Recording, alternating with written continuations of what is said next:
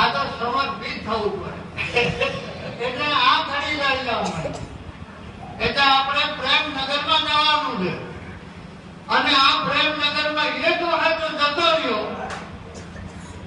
શેરપુર પાછો આવ્યો તો જઈ શકતા નથી. લાખોમાં કોક, હજારોમાં કોક.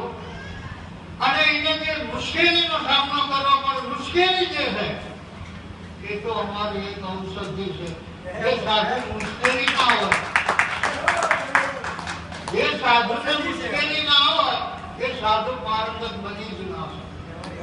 આવો નેચરલ નિયમ છે. હા, એટલે એક અંગ્રેજી કહેવત છે, હું ભણ્યો નથી આ તો પોતાનો આપણે ડાયરેક્ટ કહું કે આઈડલ માઇન્ડ